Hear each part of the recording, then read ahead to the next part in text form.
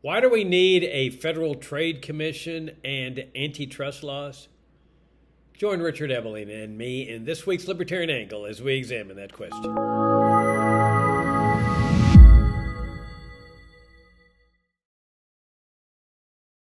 Hi, I'm Jacob Hornberger, president of the Future of Freedom Foundation, and welcome to this week's Libertarian Angle, the show that brings you all the principled case for the libertarian philosophy. I'm joined by my co-host, Richard Ebeling, professor of economics at the Citadel. Richard, good to see you again. It's good to see you and to be with our viewers and listeners. Yeah, thanks for you tuning in. I have a little different backdrop. I'm on the road, so you're seeing me from a hotel room. Um, so, Richard, read an interesting article in the Wall Street Journal last week about the head of the Federal Trade Commission, a 35-year-old woman named Lina Khan, who is a big believer in going after big business because she's a so-called anti-monopolist. And she has made this her cause at the FTC for 4 years now, or maybe a little bit less than 4 years. And the article said that if Harris is elected president, it's a virtual certainty that Khan will continue on as head of the FTC. And if Trump is elected, then she's probably going to be ousted. And that she wants to stay in because she started this whole trend toward knocking out big businesses, blocking mergers. She has sued Amazon, saying this is too big, it's anti-competitive. Her department has sued Google too. They're trying to break up Google. They're trying to break up Amazon. So I know we've addressed this issue in the past, but since it's so critically important to the principles of freedom and free markets, I figured that we ought to address it again. That as libertarians, we would say that private property rules. This is supposed to be a private property society where people are free to sell their businesses to whomever they want, merge with whomever they want, and where bigness it comes about because you've satisfied consumers. I mean, it would be difficult to find a more incredible business than Amazon company, than Amazon. I mean, it's just amazing. I remember when they started out with just selling a few books, and they've expanded into this unbelievable business where they sell everything. I mean, it would be difficult to find a better case of where a company has satisfied consumers than Amazon. And that's how it's gotten big. Now, I'm sure there may be some government contracts in there. We'll set that aside. As libertarians, we wouldn't support that. But the idea of bigness because you've satisfied consumers, I mean, that's what we look for in a market economy. Yeah, with the understanding that as long as there's freedom of entry and competition, there's no problem. That new businesses start up, they start to take market share from Amazon. If Amazon's not doing a good job, that's how the dynamics of a market operate. At the same time, I should mention that I also, when I saw this article in the journal about Lina Khan, I saw another article that said that a lot of small business owners in the plumbing and HVAC, heating, air conditioning business, were selling out to bigger companies. And so you have this trend toward, big companies buying out the little guy. Except the article pointed out the little guy they're becoming millionaires. These small business owners that have built up their little local HVAC company are being bought out by these huge companies, but in the process making them millionaires. And so the sellers are extremely happy. And that's one of the things we often forget, that as businesses engage in mergers or they buy out businesses, the seller or the people that are merging are very happy because they're getting a better deal for it. So, and then finally, Richard, let me say this, is that nobody, as you can imagine, is raising the ultimate issue here is what in the world do we have an FTC for? I mean, this is the whole thing that came about, I imagine, from the Roosevelt administration. You'd probably know better than I do when the FTC got established, but it's that mindset that you've got to have a regulated, managed, controlled economy. And stretching all the way back to the Sherman Antitrust Act of 1890, when these ideas of statism were starting to percolate. In fact, I think that's one of the first federal regulatory laws that was enacted. The statism is still with us, and it's very, very damaging, because they're going to be breaking up companies that have done, or they're going to try to break up companies that have been boons to the American consumer in terms of providing them with things that they're willing to pay for. What do you think, Richard? Well, I think that we should remember that there is one serious monopoly that should be broken up. It's called government. It monopolizes everything under its control. It abuses, it exploits, it plunders, it takes advantage, and it does it with a gun. So I think that we need to divest government of all of its parts. In other words, a lot of little governments rather than one big government. But anyway, we won't get into that.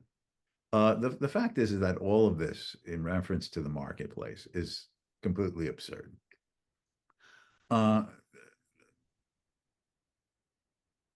me sort of put on my economist hat here for a few minutes, if I may. First of all, what does monopoly mean? It comes from the ancient Greek, mono meaning one, and poly meaning seller. So monopoly means one seller. So why can there be possibly one seller in a market?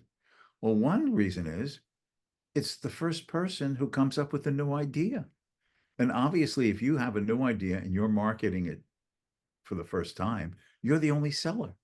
The question is, as you were saying about no barriers to entry, if it is a product that, in fact, consumers want to buy and at a price noticeably above what the first seller developer has as his cost of production, over time, that will itself bring about the attraction of rivals, competitors to enter his sector of the market.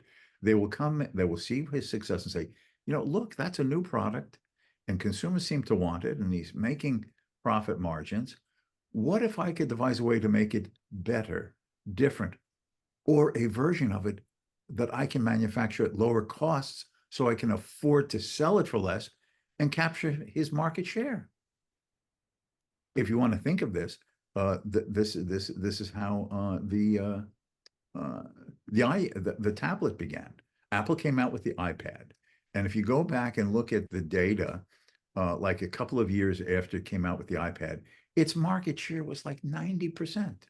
But of course, it was the first major tablet with certain features offered on the market. But fast forward about 5 years later, and you see that Amazon's market share is decreasing because other versions of tablets are coming on the market, offering consumers either a similar thing or different features or less costly, or things that the Apple version was not offering in a tablet, and its market share fell dramatically. Now, does Apple still have a significant part of the tablet market? Yes, of course, but it now is in an open arena of many rival forms, and the consumers decide which version serves their uses and conveniences. So again, if you allow time to pass, if a person comes up with a new product and is profitable, it'll attract rivals as long as there are no barriers to entry. Now, if there's a single seller like this, but he's misread the market, and in fact, it's a product that consumers don't want, or the demand is not sufficient enough for him to cover his cost of manufacturing, he should stop producing. It's an economic error. He misread the market. Why would we want more competitors to come in and suffer losses? Now, what's another reason that there could be a monopoly? The market might be too small to sustain more than one seller. I used to live in Hillsdale, Michigan, when I was teaching at Hillsdale College, and there was one major supermarket. And people used to complain, it seems more expensive. And so this other supermarket came in. But what was discovered is that the market, that is the overall consumer market, was too small to sustain two supermarkets. One had a profit margin, that is revenues over costs. But once a second one came in and the consumers were dividing their business among the two, the total revenues divided among the two of them, that is for food shopping, et cetera, was not enough to cover their respective costs of production. The market was only large enough to sustain one. And that happens too. And that's not anybody's fault, other than there's not sufficient consumer demand to have more than one. Now, there's a number of other reasons, but the only major significant reason for monopoly, other than those kinds of things in general, is government privilege. And that's the type of meaning of monopoly that you find when, for instance, Adam Smith talks about it in The Wealth of Nations. When he talks about monopoly, he means a single seller or a group of sellers who are working in conjunction with each other, who have been given a government privilege to be the only producer of a product within the jurisdiction of the government, or to be the only seller of the product within the jurisdiction of the government, or some combination of those two. And here is a situation in which there is no open entry. There's barriers to entry. Even if someone thought that they can make a better version of it, a radically different version of it, a lower cost version of it, and wanted to offer it to the consumers on the market, the law prohibited them from doing that. That has been the case with first-class mail in the United States. Now, the post office was extremely inefficient in delivering a lot of things, and has been, particularly packages. So you've got FedEx and you got UPS and a number of other private carriers. But the government has continued to bestow on the U.S. Postal Service a near monopoly on the delivery of old-fashioned first-class mail. That is, the traditional envelope with a stamp on it that you put in the mailbox, and then they deliver after some long period of time. Now, that's a monopoly. So all of these things are instances, if there is a monopoly problem, it's not due to the market, but it's due to the fact that that the government provides some impediment, usually through a prohibition of not allowing rivals to enter the market to compete. And I'll mention one other thing here. For the economics nerds out there who maybe have taken an economics test, a class, the economists have devised this concept of monopoly, which is based upon a diagram. And the diagram is that, well, here's a single seller in the market, and you have all the lines in on the graph, and you work out the little rectangles and triangles, and you say, well, this is the monopoly profit, and this would be the hypothetical competitive price and revenue earned, and the fact that he has a higher price than that one, and he has this bigger box of revenue proves that he's a monopolist. Now, this was challenged by another economist, and that was an economist named Joseph Schumpeter in a famous book called Capitalism, Socialism, and Democracy, published during the Second World War in 1942. And he says that is a bad way of looking at the nature of monopoly and competition. It's treating monopoly as a diagram, a frozen picture, and just reading off the curves to determine, what's the price, what's the revenue. And you don't ask the question, how did it come about? Are there any factors that could be undermining it? And Schumpeter says that we need to look at competition as a dynamic process through time, not on the basis of what the situation is today.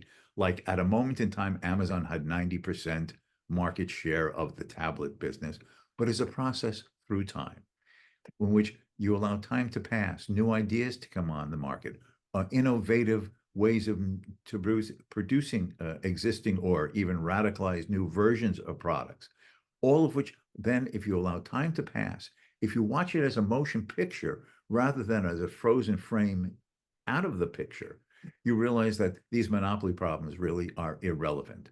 People used to say, oh, who's going to compete against the railways? You have to have railway regulation over the rates that they charge. Well, allow time to pass, watching it as a dynamic process of time. Automobiles that undermine the need for either cargo or passengers, the railways, and gave people more flexibility, more individual control over their time and where they go and when and for what. Oh, the automobile industry, what can compete with them? Airlines. You don't have to drive and you don't have to take a train to do a long distance flight from New York to California. You can get on a plane and be there in the matter of hours. So all of these are the way that when you look at the market as a dynamic process rather than a frozen diagram that is always in the economics textbooks, and you remember viewing it as a process of creative innovation, all these monopoly problems just disappear. All you need to do is to keep government out, allow the market to work, allow freedom of entry. And what consumers want and the innovative creativity of people on the supply side of the market will see that it is always a vibrant, creative, innovative process that over time is always tending to raise our standards of living. Oh, well, you raised a lot of good points. I want to focus in on one of the points you made about, which is a major point here, about the government grant of monopoly privileges to certain companies. I mean, as you point out, this goes all the way back to when Adam Smith wrote his book, The Wealth of Nations, in 1776. I mean, this was the mercantilist, part of the mercantilist regulatory society that government would, or the king, would give a privilege to a particular citizen to produce the item.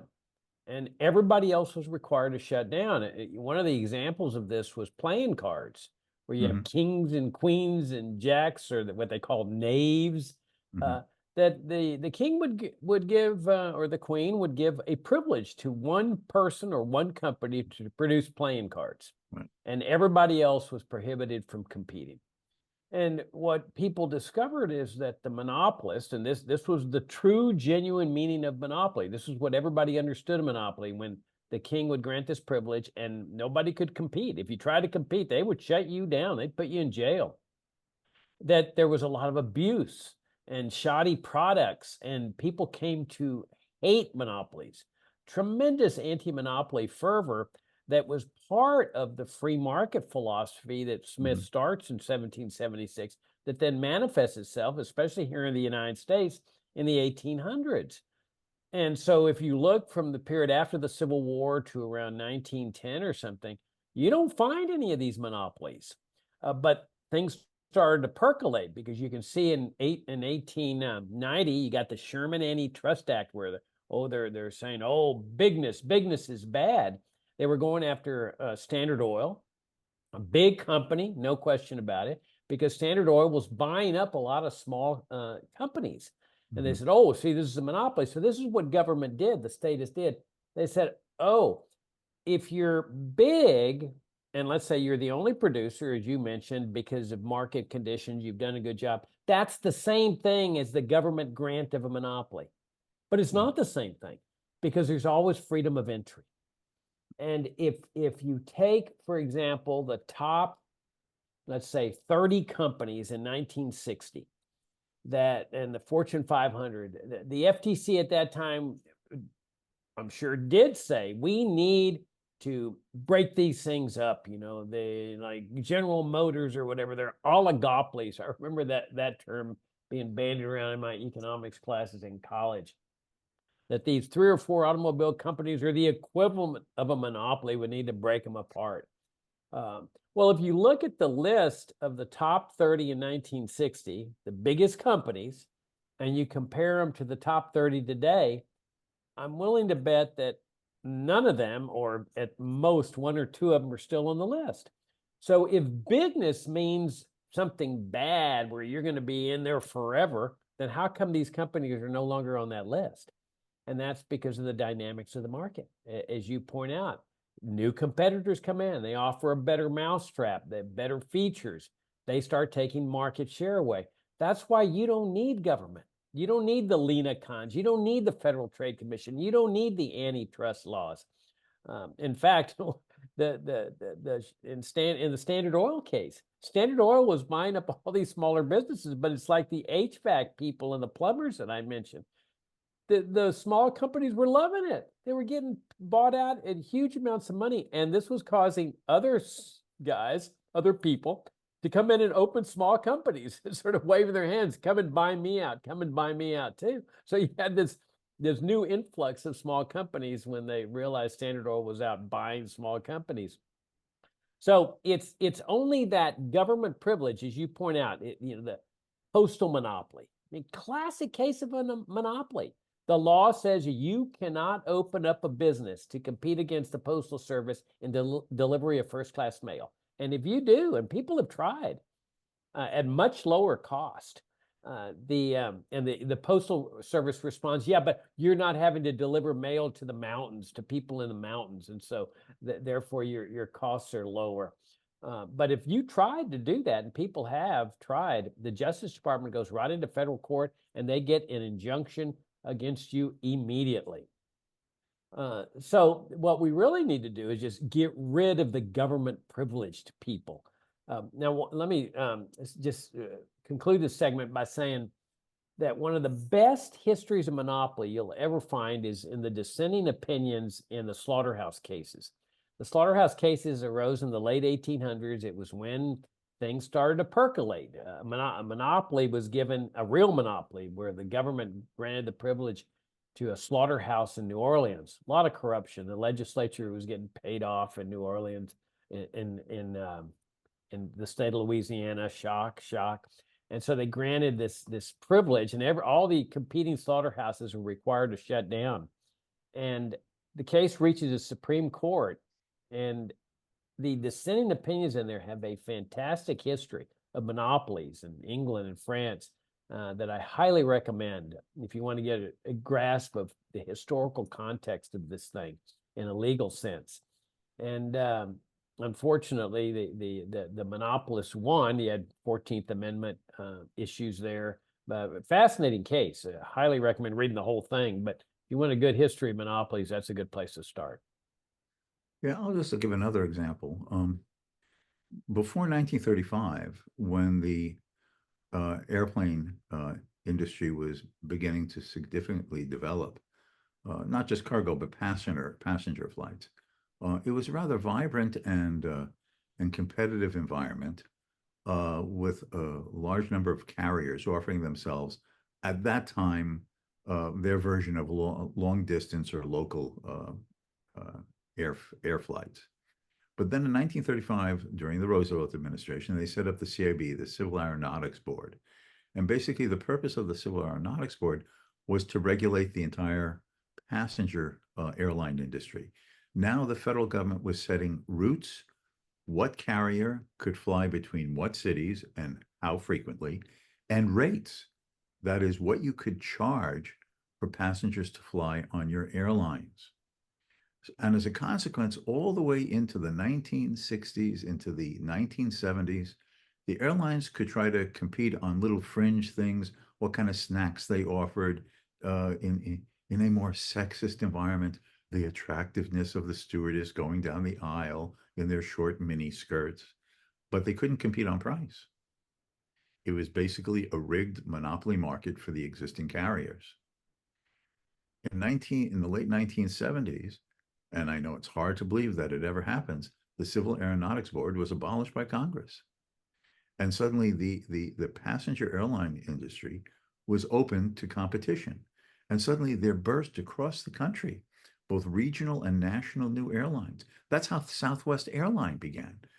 Before the CAB was abolished, Southwest Airlines did exist, but only in California, because it only operated in the state, and it came under state regulation and could have their short hops between San Diego and San Francisco, Sacramento to LA, et cetera, but they couldn't operate nationally. But once that was eliminated, Southwest Airlines started flying to Nevada, Arizona, New Mexico, and started to become a big carrier. At the same time, the industry got shaken out in the sense as what happened to Northwest Airlines? What happened to Pan Am? They no longer exist.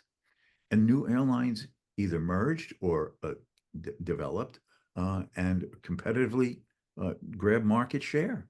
So, and now if you adjust for inflation, and even with the blips that go on periodically, if you adjust for inflation, the average airline passenger ticket today is far less in real terms than it was in the 1960s or 1970s.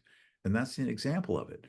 And the market shook out inefficient lines. For example, back in the mid 80s, when you and I met in Dallas, you may remember, Jacob, that at the University of Dallas, where I was teaching, there was a Braniff School of Management. They had built an MBA school on campus, Braniff School of Management. Well, once the airlines were deregulated, Braniff went out of business. They couldn't match the vibrant competitive environment. And then the University of Dallas found itself embarrassed to have a Braniff School of Management. How do you attract students to a graduate business school named after a company that flunked the market test? So they had to change the name or make it an innocuous, meaningless name or something like that. So that's the nature of the market. You just get government. And one other example, the television networks. Television networks were completely under government control, determining who could carry television on the airwaves. They did this radio as well, and what kind of shows you could have. So you had what? You had CBS, you had NBC, and you had ABC, and some local affiliates connected to them. And everything was to the lowest common denominator. Now, once cable television came in with the deregulation and then satellite television, and again, following Schumpeter's argument, looking at the process over time, what you immediately saw was the burst of all of these different forms of television offerings over cable, over satellite, over streaming. Whereas today, rather than only three networks, well, Mildred, are we going to watch NBC tonight or ABC? Oh, I don't know what happened to CBS. I like Walter Cronkite. Okay, so instead of that, you purchase one of the streaming services of this type and the other, and then you can have this wide variety of carriers under that general streaming service, and the burst of hundreds of different alternative shows, documentaries, dramas, mysteries, comedies, you name it, along with sports. And all of this has been made possible to have little niche satisfactions of consumer demand for different types of television showing, than that narrow government confined ABC, CBS, and NBC, everything with the lowest common denominator because they had to satisfy everybody. Now you can have anything you want. And one example of this is the YouTube channel over which we put these our sessions of LA on. So even the weirdos who want to listen to us can have the opportunity to do so.